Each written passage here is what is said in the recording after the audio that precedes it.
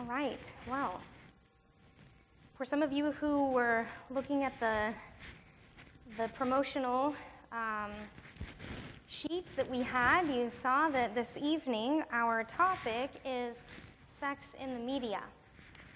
And I think most of you who have seen anything going on in the media as of lately, you've seen that there's a lot of confusion when it comes to sexual things.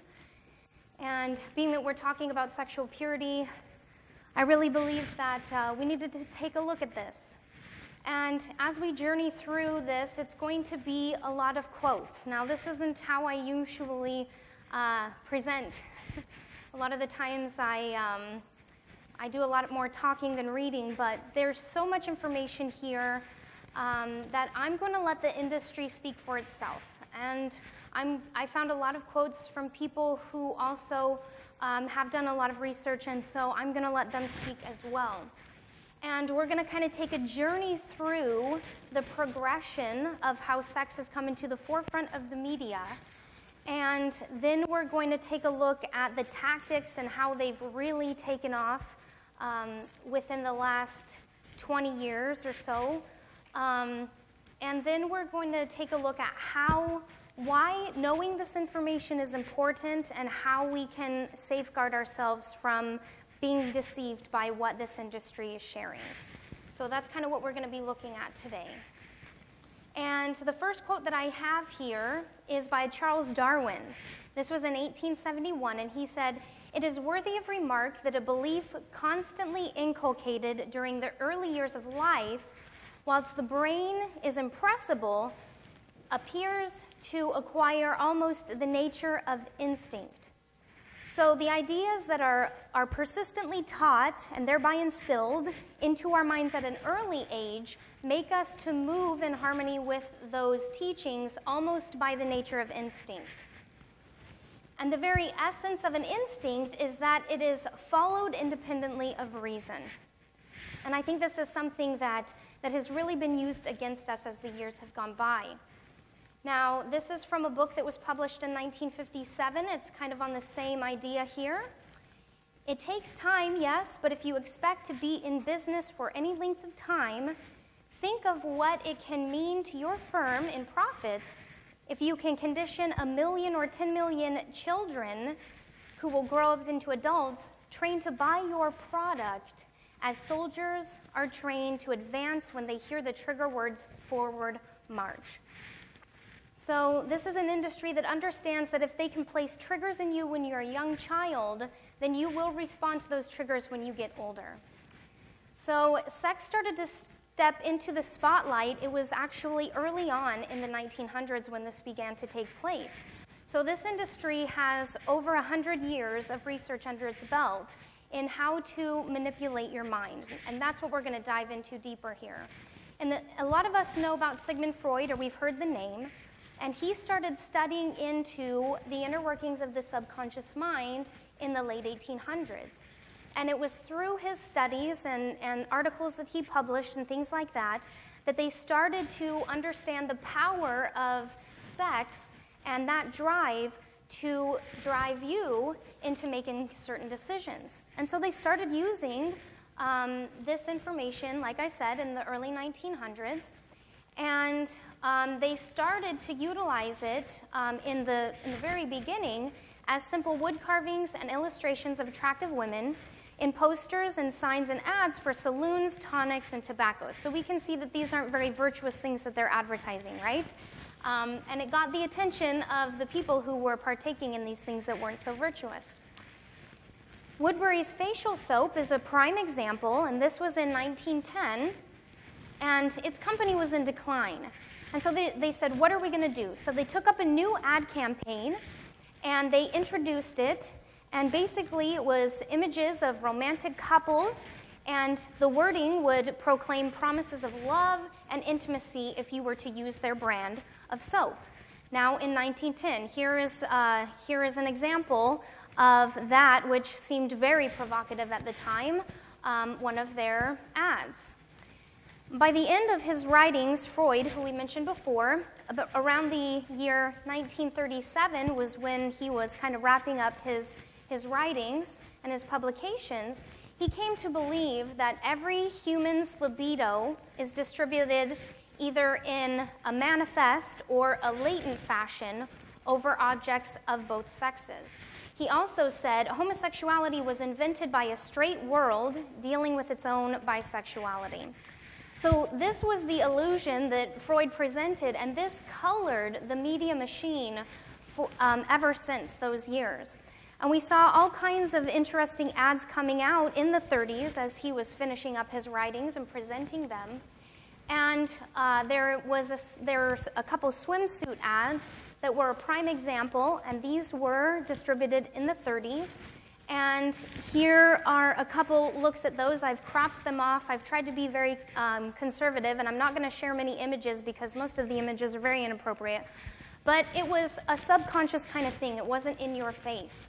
And so we see ads like this man riding up on a horse and flirting with this girl, and you can tell by the wording of the advertisement that that's what he's doing. And his girlfriend on the back of the horse is looking very intrigued as she looks at the other girl. Or here you can see this woman who has her arms around two men, and you don't really notice this because you're looking at the swimsuits. But this man, number one, over here has his hand on man number two's face. And man number two doesn't seem very comfortable about that. And this was the thing that they understood, that if they placed it into the ad, but they made it in just a kind of a backhanded way, then you wouldn't necessarily really notice what was going on. But they knew that your brain would notice even if you didn't. I talked a little bit about Bambi yesterday, right? And how the wise old owl told them that they would become Twitter-pated. And they said that will never happen to them. And he said, well, it can happen to anybody. So be very careful. And I noticed this whenever I was looking at, I was trying to find Thumper's girlfriend to kind of describe it in my testimony. And I noticed this thing that the little skunk was very effeminate. He had very feminine mannerisms. He was always in the flowers, and he would always have the very flirty eyes and stuff like most of the girl characters did. And when the wise old owl started to say, it can happen to anybody, he pointed at the animals, he pointed at the deer, he said, it can happen to you. And it can happen to you, to the bunny. And then when he went to point at the skunk, he went, and you can see the look on the other animals' faces like, well, what about him? And then he said, yes, it can even happen to you. And so this is something that I never noticed as a child, but I think these are the kind of underhanded things that the media placed in all kinds of different television broadcasts and movies and stuff along the years, just placing a hint here and there along the way. Now, by the 1950s, the advertisements with the promises of love and romantic intimacy had taken off. And now not only were they putting these kind of advertisements to catch the attention of adults, but also the attention of young people as well. And you can see this very clearly in this 17 ad, and it was an ad for cosmetics and makeup. And it was basically saying that guys like girls who have a natural look, and that's why you should buy our makeup. And so it started to take a focus on young people and young minds. In 1957, well, this was actually before 1957, that this quote was stated in the Wall Street Journal, but it was in the year 1957 that Vance Packard started to articulate for the first time to the mass market that the media machine was manipulating them. And this was published in his book in 1957, so I couldn't find exactly when this was published, but I know it was before then. And they said, the businessman's hunt for sale boosters is leading him into a strange wilderness, the subconscious mind. So this was when the business world kind of started to admit and say that they were studying into subconscious things. But by 1954, the public relations representatives were really starting to realize that this may be not safe as far as morals go. Like, is this really okay for us? The public relations man is continually faced with the question whether the end justifies the means. What degree of intensity is proper in seeking to arouse desire, hatred, envy, cupidity, hope, or any of the great gamut of human emotions on which he has to play. Such a manipulation inherently involves a disrespect to the individual person. So this shows us here that these were the very things that they were studying into to understand how to manipulate you. Now this is a quote from him himself, and so this isn't me just saying they were doing this to manipulate you. This is him telling you himself. Here's another quote here from Vance Packard. People's subsurface desires, needs, and drives were probed in order to find their points of vulnerability. Among the subsurface motivating factors found in the emotional profile of most of us, for example, were the drive to conformity, the need for oral stimulation, yearning for security, and once these points of vulnerability were isolated, the psychological books were fashioned and baited and placed deep in the merchandising sea for unwary prospective customers. And this was when they started really pushing things like cigarettes, right? Because they understood the need for that oral stimulation. And things like that. They understood that they could hook you in certain ways, and so they used those to push the products that they were trying to sell. Now, this was called the Weiss and Geller Project. It was a psychiatric study that was around, Vance was talking about this as well.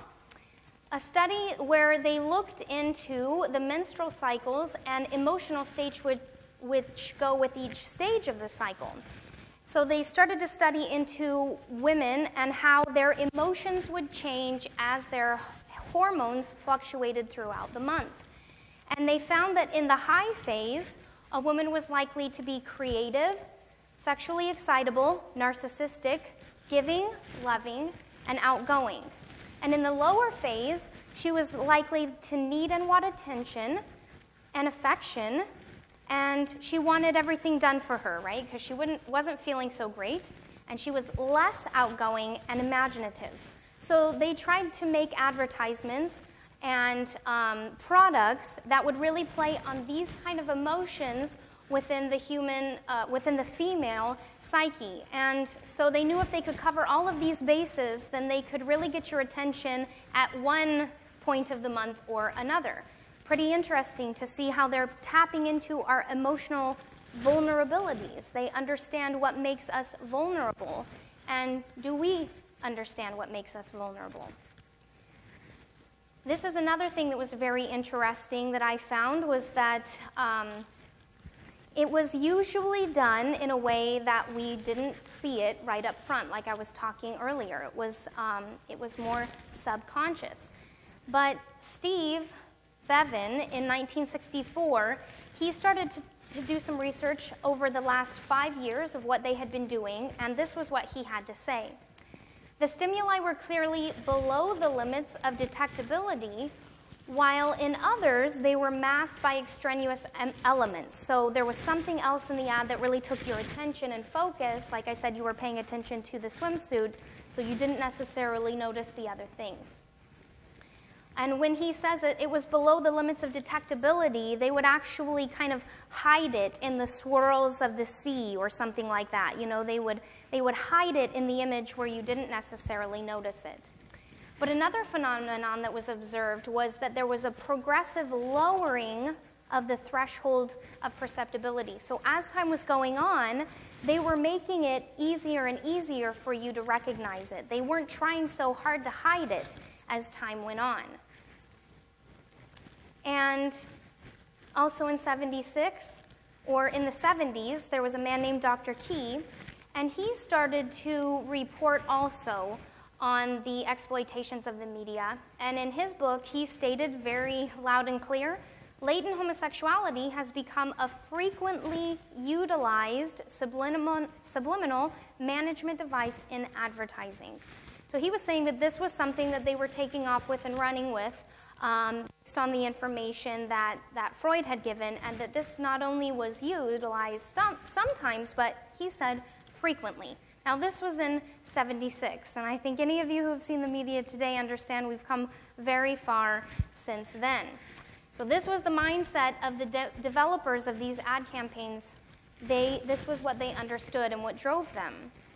But he also touched on the driving power of music as well. And this was what he stated in his book on page 32. The teenage rock market has been studied for years by commercial researchers, much like any marketing target. And this was what they studied into: purchasing patterns, lifestyles, psychosexual development, mating customs, aggression, costuming, drive systems, paternal-maternal relationships, and the whole range of complex needs within individuals and the groups to which they belong. So here again, they're just stating very clearly that all of these things that drive us underneath what we think on the surface level, they were using those to drive us as well. Very strong subliminal sexual stimulation is at least part of what is being massaged into the young psyche. And this was what he's saying also as he's talking about music. Now, they did a study of some male high school students, and he touched on this in his book. He talked about it, and I thought it was very interesting because they asked the students about the lyrics of the songs. And they found very clearly that these young people who were listening to this music really didn't understand what the music was talking about. That was kind of interesting as he looked at it. 20%, which is pretty low, could reasonably explain what the meaning of the lyrics was in these super hits that they were asking them about. 30 to 50% of those students had no conscious idea whatsoever as to the meaning of the lyrics. So that's pretty high. You know, as many as half of the people who listened to the music said, I don't really know what it means. And the rest of them only had a vague or partial explanation of the songs. And he said this about it, and I thought it was a pretty thought-provoking statement. In the above Michigan study, as well as many others, what appears is a consumer repression from the consciousness of the lyrical meaning. And he went on to say, considering the king's ransom that these companies have to pay to the writers of these songs, you know, why would they pay so much money if their fans appeared to neither either understand or consider significant what these writers produce? So why would they go out of their way to hire these songwriters to write these song lyrics if it was having no effect on the people who are listening to the songs? This is, to put it mildly, a strange paradox. Unless the song's lack of conscious meaning becomes highly meaningful at the unconscious level. And song lyrics, like poetry and other art forms, are purposefully produced for unconscious perception. Now, by 1997, we're seeing more blatant conversation about this. And he says, basically, this is Rance Crane in the Advertising Age. Now, this is a magazine that's put out for people who are interested in knowing how to advertise more effectively. He says only 8% of an ad's message is received by the conscious mind. The rest is worked and reworked deep within the recesses of the brain. And how do we know this? He says we know about the collective unconsciousness from the work of Freud's disciple, Jung. Now, Jung was the one that picked up the work and continued to run with it. So he is stating here that they're still using the studies that were done by Freud and Jung. And now he also said later on in that ad, he said, to me, this is a language. And he said, you know, once we understand algebra, then the question is how to use it, right? And so this is what he was saying about the effectiveness of manipulating people by the fact that they only notice a small section of the advertisement. Now that we understand that they only use or that we only acknowledge part of the advertisement, how do they apply that knowledge? Well, here was one man's tactic and how he presented and applied this knowledge. His name was Stan Gross. And he he says that he makes his living by probing and prodding consumers' inner and unconscious minds for the edification of advertisers and marketers. That's how he describes his business and what he does. And this quote here is from him. He said, "One has to know what the particular stimuli are that are the clicks heard in the inner mind of the target market, and then allow the target market to open the lock so that it's their own aha and their own discovery, and so their own commitment."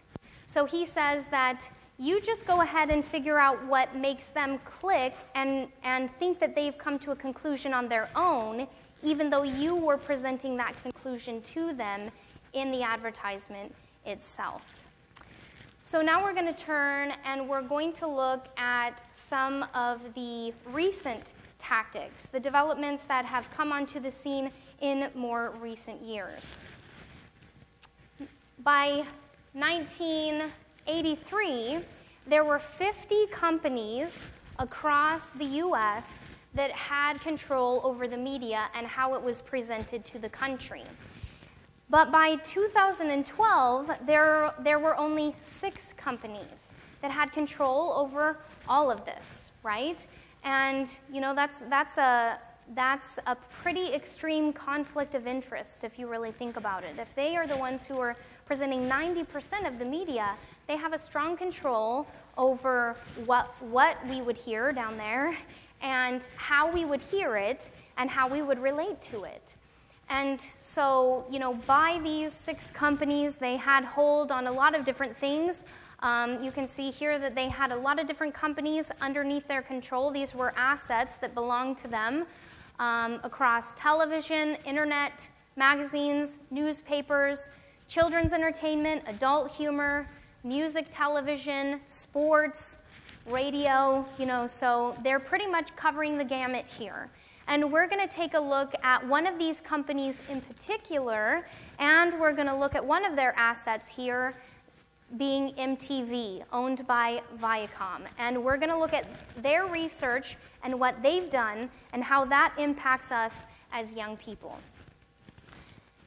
Everything on MTV is a commercial. Now, this is a quote that's taken from a documentary that I found, and it was talking about how they sell cool, and that's where I found this, this quote.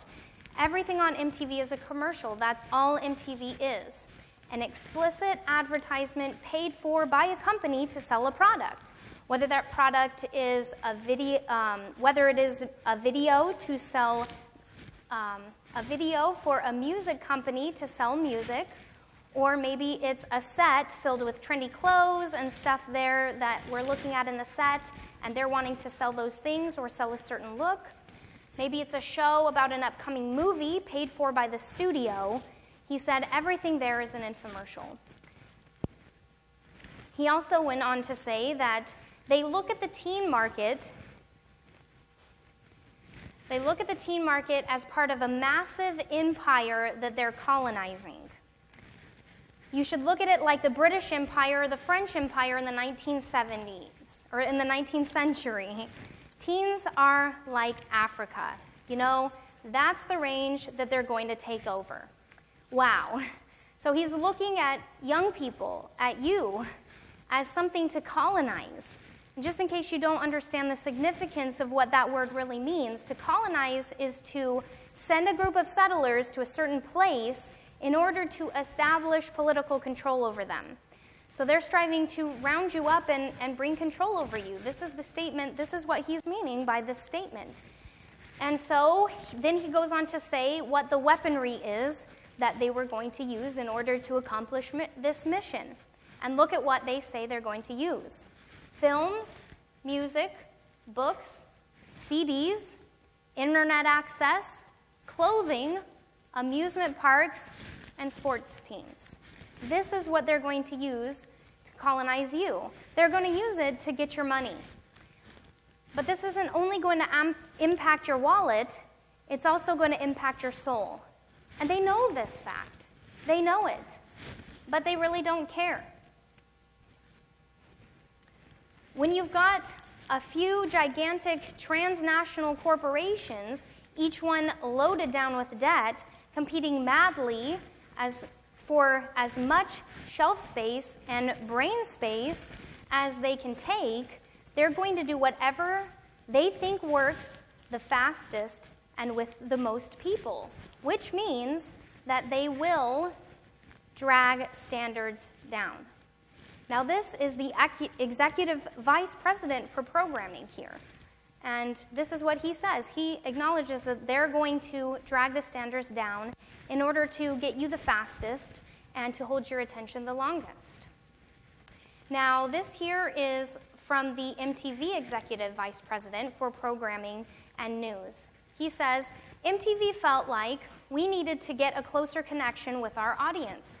So we said, if we know more about them, about their lives and who they are and what they want and what they don't want, then we can make a better MTV that has a better connection with the audience.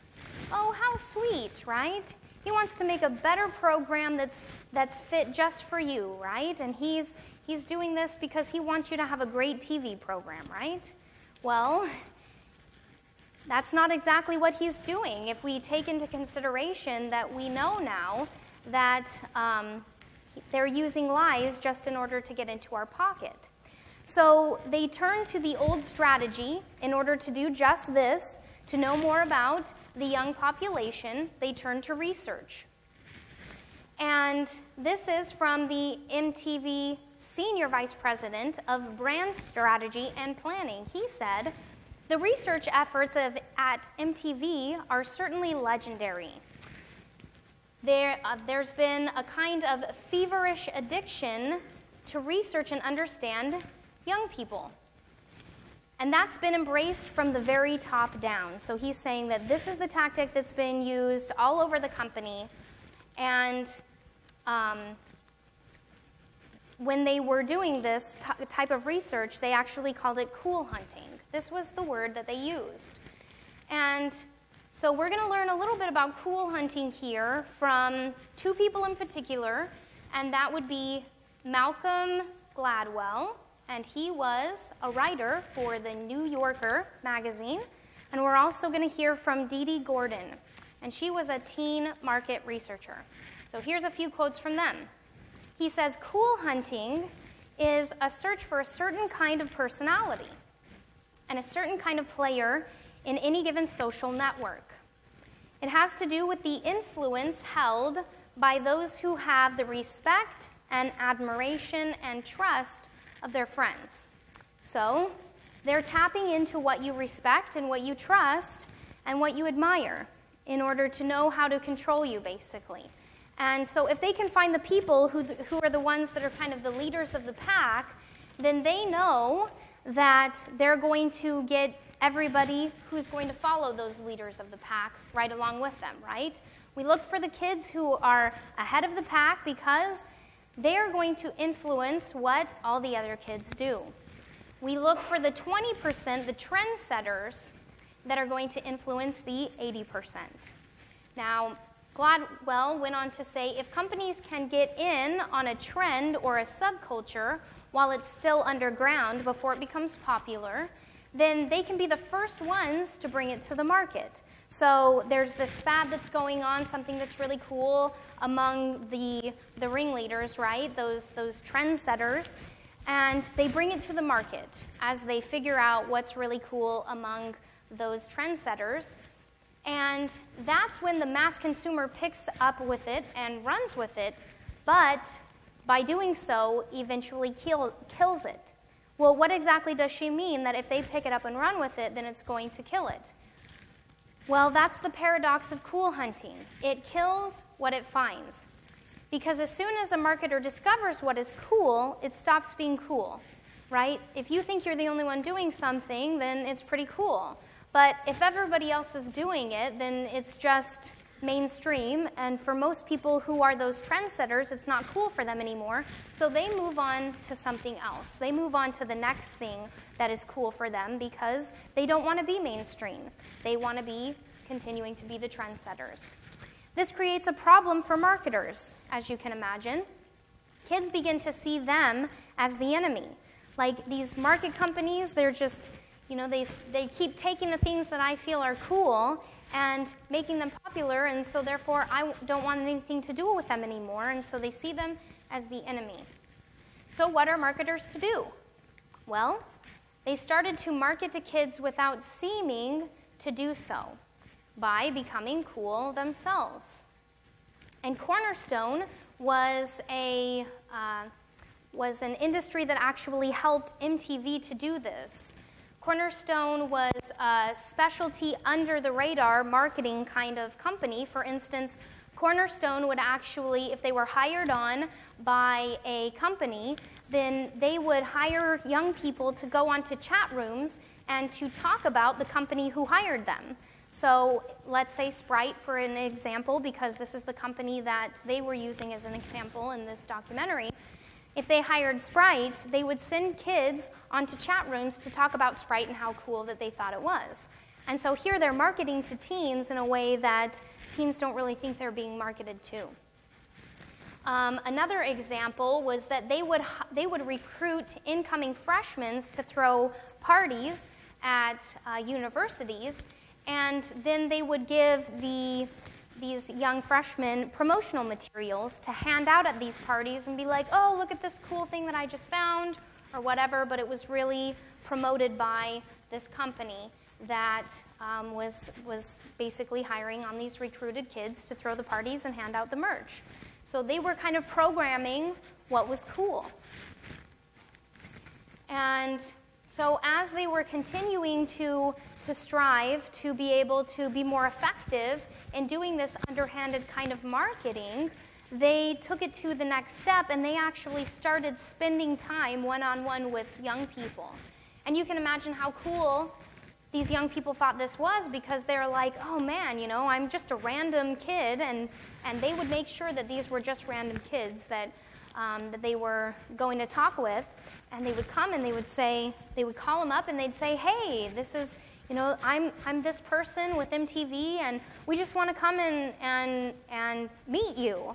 And so of course these kids were like, yeah, we come on over. And so they would go into these children's homes, or these young people's homes, these teenagers' homes, and they were there to study them. And this was what they said about it.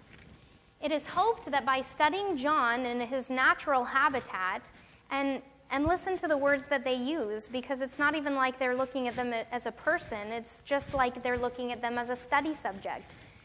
That by studying John in his natural habitat, MTV might gain insights into one of the most valuable segments of their viewing demographic, the teenage male.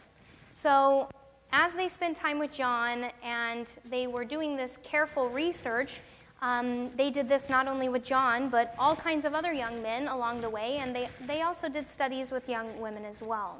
But what happened to all this careful research? Why were they pumping all these thousands of dollars into just hanging out with these teenagers? Well, there was a portrait of the American teenager that emerged by them doing that.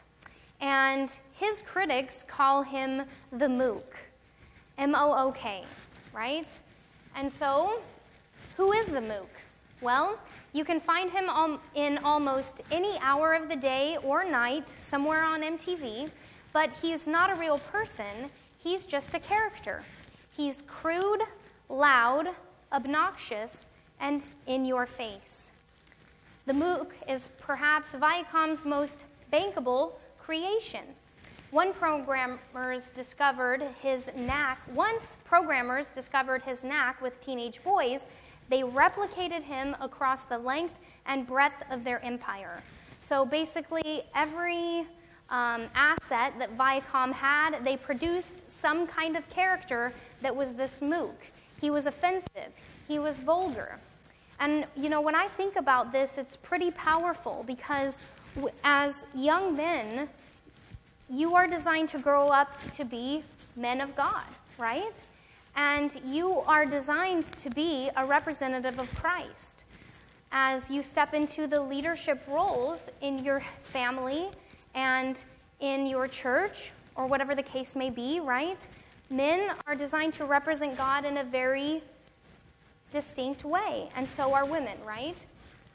And so if men are designed to be spiritual leaders, it makes sense that the enemy and his tactics would make men to be presented as dumbed down and not really interested in deep conversation. They're just silly and stupid and perverse, right? It says, so does the whole teenage experience come down to this? Are our boys mooks? Is John a mook? I don't think so. Maybe all that research isn't really about understanding John as a person. It's about understanding John as a consumer. I mean, they don't call it human research. They call it market research. There is no mook in nature. He is a creation designed to capitalize on the testosterone-driven madness of adolescence. He grabs them below the belt and then reaches for their wallets. So, sometimes we think we're just doing what's cool as we, come into high school or into university, and we start to kind of just act more silly, and that's just what we do as young men, right? But in doing so, you're actually just becoming part of the machine that's driven by the enemy. They capitalize on our vulnerability in our adolescenthood. This is what they have blatantly said. And this documentary was aired on PBS. So, this wasn't like something that you had to, be in the know to really figure out about because it was some conspiracy. I mean, this is a popular documentary that was aired on PBS. And really, I don't make mention of the name of the documentary because there's so much vulgar material in it, I wouldn't recommend it as popular viewing or good viewing material for us. But I think that, as I was watching this documentary, I just wept because at one point of watching it, I just had to shut it off and I started to cry. Because I realized that my adolescenthood and my, in my young 20s, who I became, as we all saw her last night, really was a product of this machine. And we can think that because we're in the church and we don't watch all the mainstream stuff, or we don't partake in all of that very vulgar stuff that's going on, we can think that we're not part of the machine. But if we're tapping into the trends that are coming on, if we're letting, what our friends say is cool define us, and we feel like we have to be in on all the cool stuff, and we have to dress a certain way, or we have to do our hair a certain way, or we have to act a certain way, then we are, in essence, becoming a part of the machine, even if we don't want to admit it. So their interest and their efforts, like I said, wasn't only towards young males, it was also towards creating another character, and we'll take a look at that one now. They called her the midriff. While they called him the mook, they call her the midriff. The midriff is no more true to life than the mook. If he is arrested in adolescence, being silly even though he's getting older, and being very childlike even though he's getting older, she, on the other hand, is prematurely adult. She is becoming an adult-like and doing the things that adults do far before she should be. If he doesn't care what people think of him, she is consumed by appearances. If his thing is crudeness, her thing is sex. The midriff is really just a collection of the same old sexual cliches, but repackaged as a new kind of female empowerment. It's like saying, yes, I am the midriff, hear me roar. I'm a sexual object, but I'm proud of it. At the Video Music Awards, when Britney finally and famously came out of her clothes in that performance that she did, she wasn't just pleasing eager young boys, she was delivering a powerful massive to girls. This is pretty amazing. Yes, your body is your best asset. Flaunt your sexuality even if you don't understand it. This was basically the message that she was putting out there to the girls, as this was what she was doing, because most of her fans aren't young boys, they're young girls. So if this is the kind of presentation that she's showing, this is the mentality that she's teaching these young girls as she's doing it.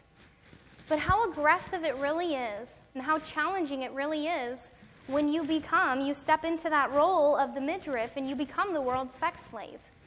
Because the world has a standard that is almost impossible to achieve. The only body type that we see as acceptable or desirable is one that fewer than 5% of Americans naturally have.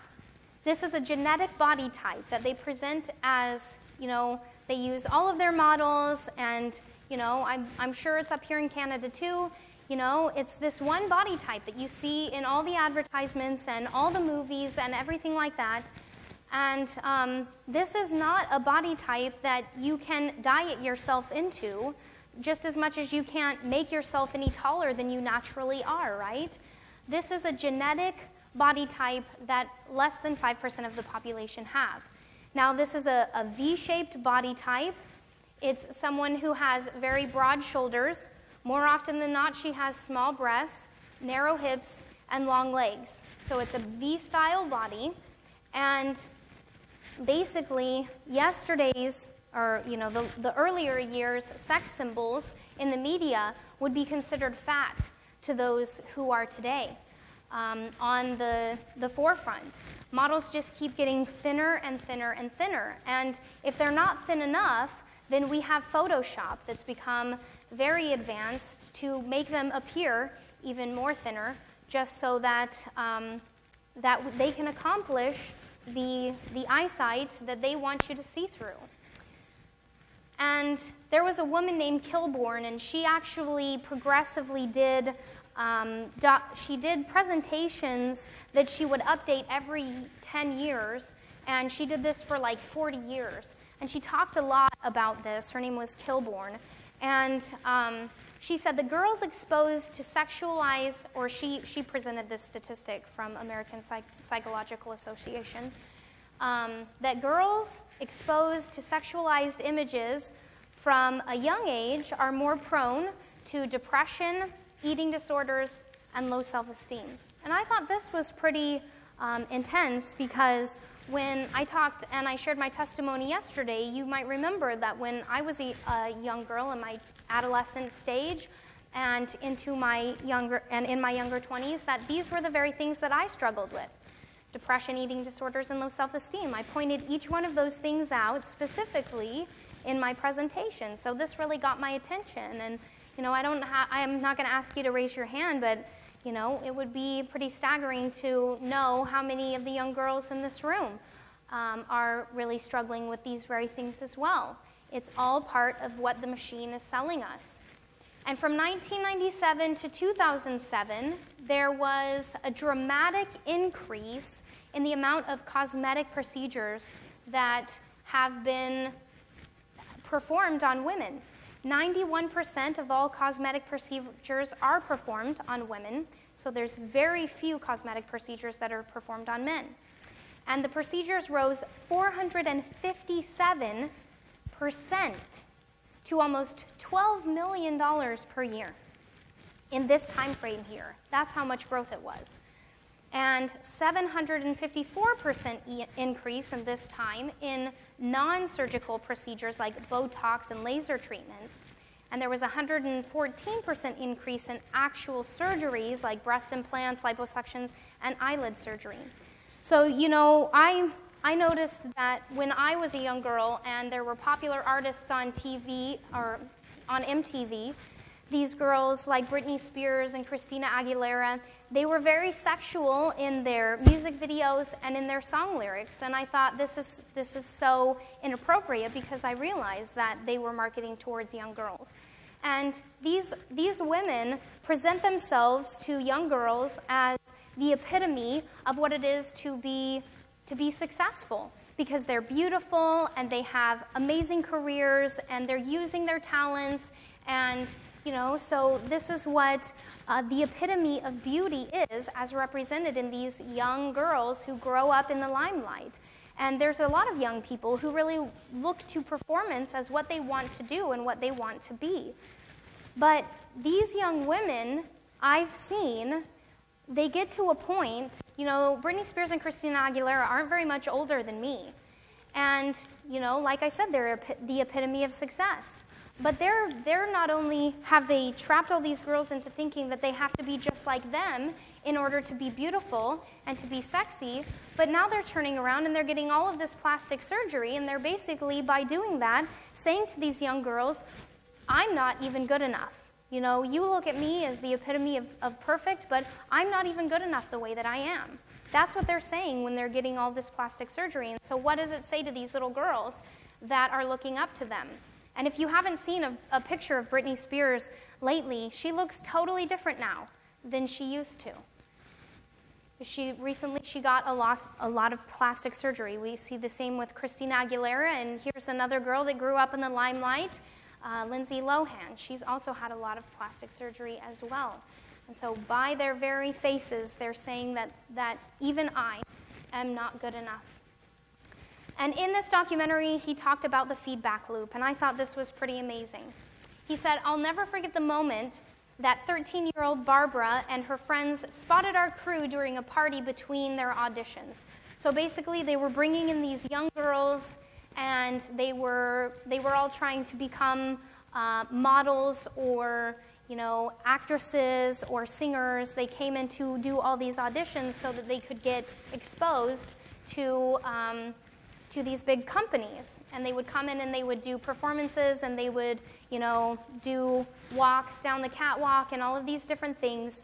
And so after they would do their auditions, they would throw these parties for these girls, and that was really when they were getting a look at what these girls did and how they acted, and that was when they were doing most of their research. It wasn't even during the auditions.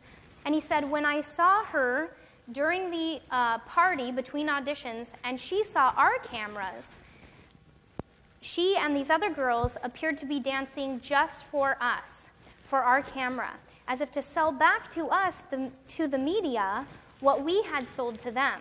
So here he's making it very clear. They have sold this idea of what it is to be feminine to these young girls, and then they're watching these young girls replicate it for them, and they think that they're being cool by doing so.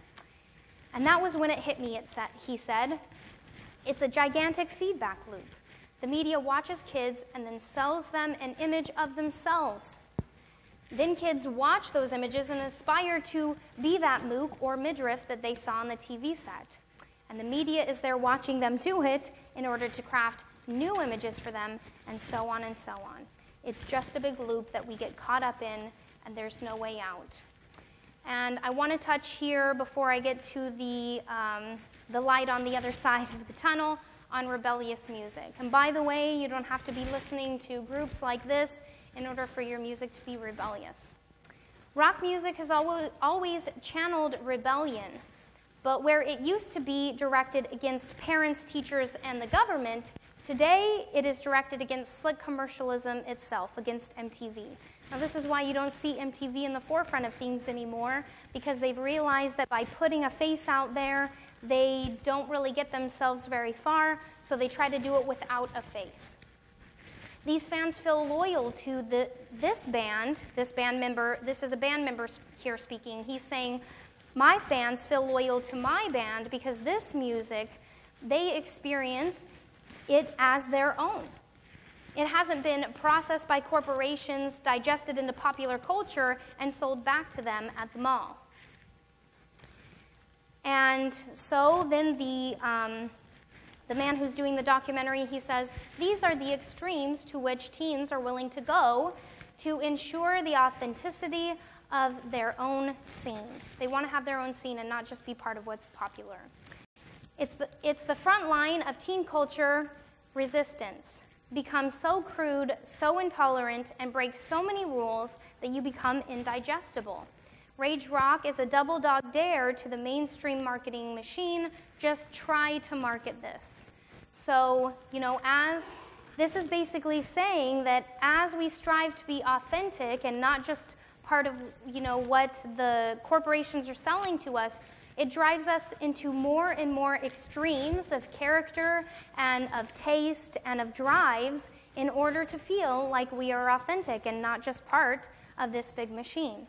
It turns out that the nastiest expressions of youth culture are manna to an industry ravenous for anything authentic to sell. The cool hunt ends here, with teen rebellion itself becoming just another product. Pretty interesting, right? Often there's a kind of official and systematic rebelliousness that's reflected in media products pitched at kids. Now we understand why. It's part of the official rock video worldview. It's part of the official advertising worldview that your parents are creeps, that teachers are nerds and idiots, and authority figures are laughable. Nobody can really understand kids except for the corporate sponsor. You know, and I think we all go through a transitional phase in our life where we realize and acknowledge that we're stepping out of being children who are governed by our parents, and we're stepping into being adults who have to govern ourselves. And so how do we know how to navigate that?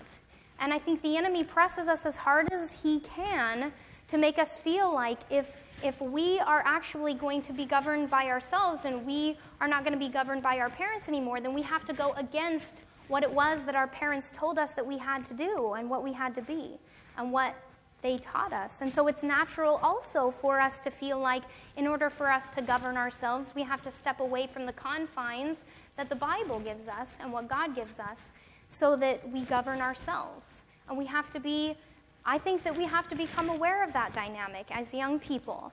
You know, stepping into governing yourself, you're not going to be safe if you make your own borders and your own agenda. Really, a true man and a true woman is only safely governed when God is the one that's governing us. And that's what our parents are trying to teach us. They're not just trying to control us, they're trying to guide us in the way of life. And that's what God is doing too. And we have to understand that dynamic so that we know who the true enemies really are. It's not our parents who are encouraging us not to wear jewelry and not to dress like the world dresses and to follow the precepts of God and to be trustworthy. This is not the enemy, and we have to understand that as young people. So is there anywhere the commercial machine won't go? Is it leaving any room for kids to create a culture of their own? Do they even have anything that's theirs alone? All eyes are on our kids. They're watching you. They're watching us. They know, and the sad thing is that we know we're being watched. And we're acting in a way to gain more attention in the fact that we're being watched. But what or whom can they look to themselves? And what if they turn and fight? What if we say we don't want to be part of the machine? Well, oftentimes enough, the battle itself is sponsored, packaged, and sold right back to them. You know, is there authenticity anywhere? Even in our churches, you know, this kind of mentality that's being packaged is coming into our churches oftentimes. And I see so many adults saying, you know, how are we going to keep our youth? And so they feel like they have to invite the world into the church in order to keep the youth there and gain their interest. But, you know, I think that we all have to realize that it's only by being rooted in God and not trying to cultivate a certain experience that makes us feel good in the church, but really have a true relationship with Him, that's the only place that the safety lies. So, where are we today? Today we see that there is an abundant amount of money being spent on media. Now, in 2016, there was $190 billion spent on the media.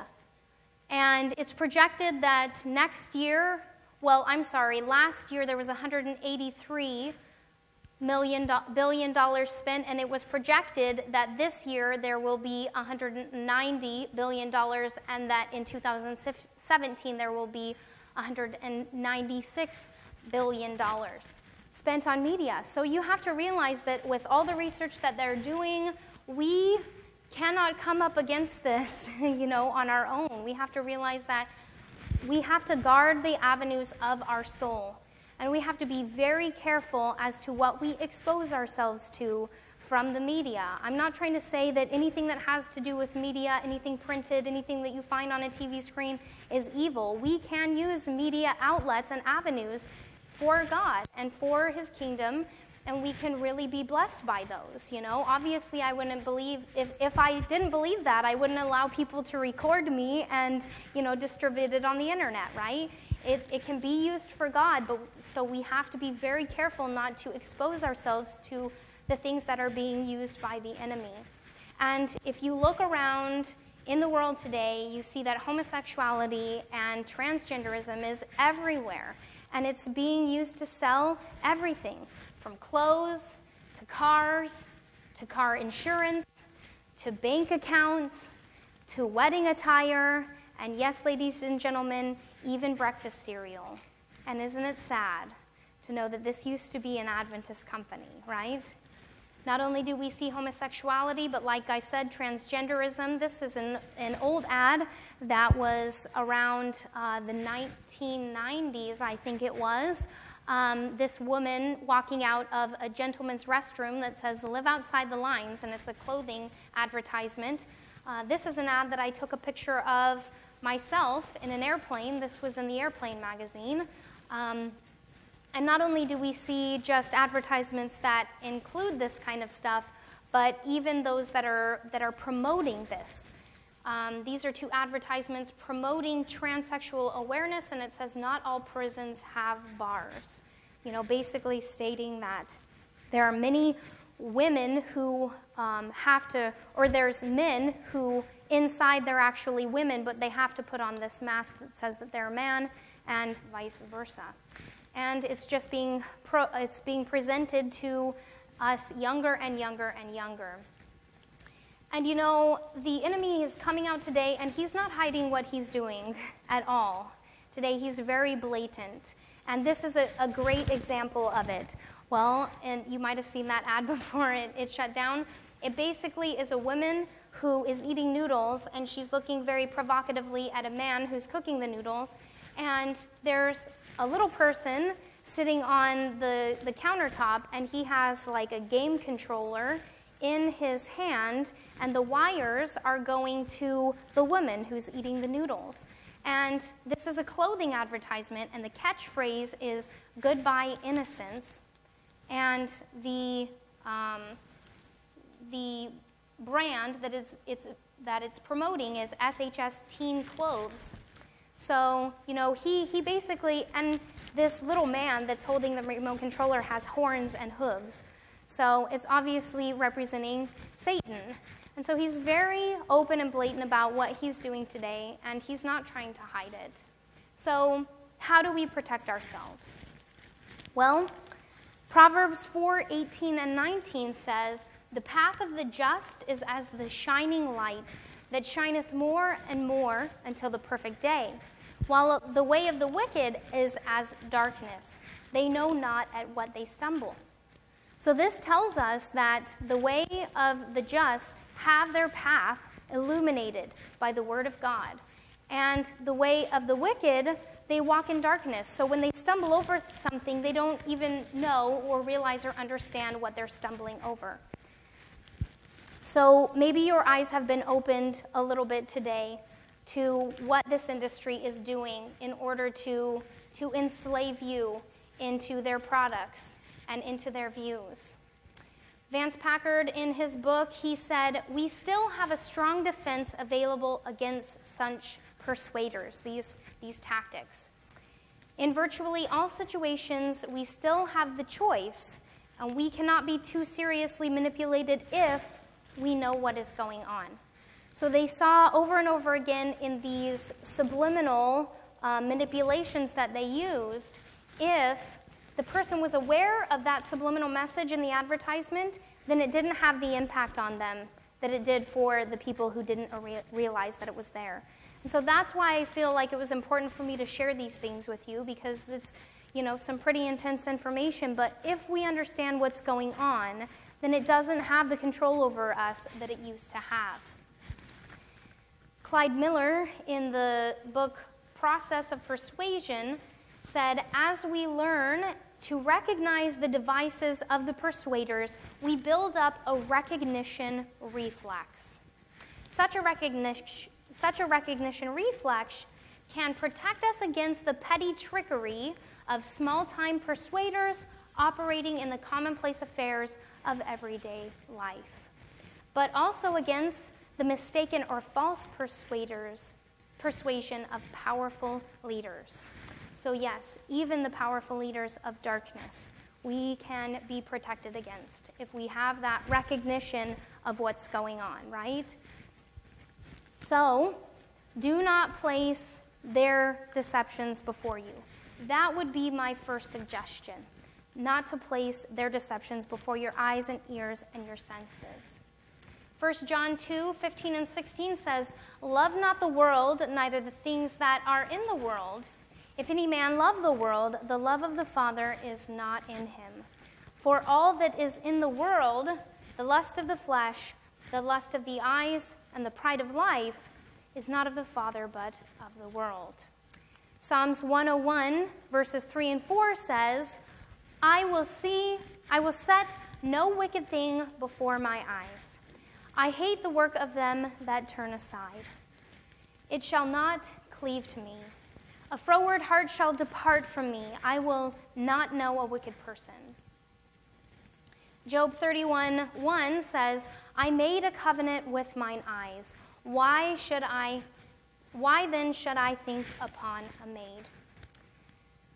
In Psalms 119, verses 36 and 37, it says, Incline my heart unto thy testimonies, and not to covetousness.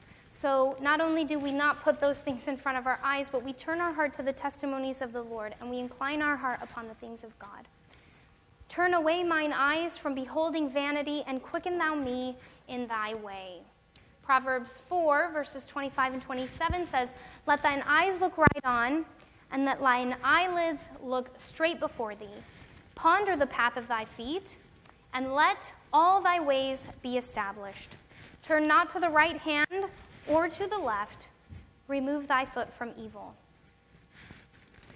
So the next point that I would say is do not linger on the thoughts that they suggest to you. You know, sometimes, even though we strive not to allow those deceptions to be before us, sometimes we go to the supermarket, right? Or sometimes we have to drive down the road and there's a billboard. If you see those things, do not let your eyes linger on them, and do not let any thoughts that come into your mind linger in your mind. 1 Peter 2, verse 11 says, Dearly beloved, I beseech you, as strangers and pilgrims, abstain from fleshly lusts which war against the soul. Romans 13, verse 14, But put ye on the Lord Jesus Christ, and make no provision for the flesh to fulfill the lusts thereof. James 1, verses 12 through 15 says, Blessed is the man that endureth temptation, for when he is tried, he shall receive the crown of life, which the Lord hath promised to them that love him. Let no man say when he is tempted, I am tempted of God, for God cannot be tempted with evil, neither tempteth he any man. But every man is tempted when he is drawn away of his own lust and enticed. And when lust hath conceived, it bring forth sin, and sin, when it is finished, bring forth death. The next point that I would say is not to mimic their ways. You know, I hope that as we've seen these things today, we will consider when we're around a group of people and they're taking the role of the machine as it's been presented to us today. And that we will choose not to laugh at the things that they make joke of that are obviously very inappropriate and we shouldn't be agreeing with by our laughter. Or maybe, you know, putting on those things of the world as it may be in dress or in otherwise. Moreover, the Lord saith, Because the daughters of Zion are haughty, and walk with stretched forth necks and wanton eyes, walking and mimicking as they go, and making a tinkling with their feet, therefore the Lord will smite them with a scab, and he will discover their secret parts. And even if you think that, oh, well, maybe I'll just not do this anymore when I'm around the people that I know they know better, right? I've seen many, many young people. I was just at a camp meeting last week, and it was interesting to me as I would see these girls and guys walking around campus looking very reserved and trying to put on the Christian cloak. And then I was in the dorm room, and a lot of them didn't know that I was staying in there. And they would come into the dorm lounge area, and they were kind of hanging out there. And I would hear the music that they were listening to. I would hear the things that they were talking about, the jokes that they were making. And then as soon as I would walk out of my room and I'd walk around the corner to go over and use the toaster or something, it was like it would just get silent in there. And I was one of the presenters, so they knew who I was, and it was like they were like, and they'd turn off their stuff, and then one of them would say, I told you not to be listening to that, and then I'd walk out of the room, and the same voice, would be jesting and talking just right along with them, So we can even put on this facade around the people that we should act better around. But God knows what we're really doing, right? And He's the one that we're accountable to. We should be doing the right things because we really have a heart to walk with the Lord, not because we're trying to put on a facade for anyone. Because I can tell you what, it gets pretty tiring to do that after a little while. And you saw, the way that I ended up walking when I got tired enough to say, I'm not going to play this game anymore. And of course, the most important point would be, look to the Lamb and follow after Him. Casting down imaginations and every high thing that exalts itself against the knowledge of God, and bringing into captivity every thought to the obedience of Christ. Because the thoughts is really where the battle begins, right? The battle is really in the mind. And we're going to be talking more and more about that this weekend as well. So whatsoever things are true, whatsoever things are honest, whatsoever things are just, whatsoever things are pure and lovely and of a good report. If there be any virtue, if there's anything virtuous and anything praiseworthy, let us think upon these things. Let us place the holy and beautiful things of the Lord before us and not let our hearts and minds be consumed by the things of the world. So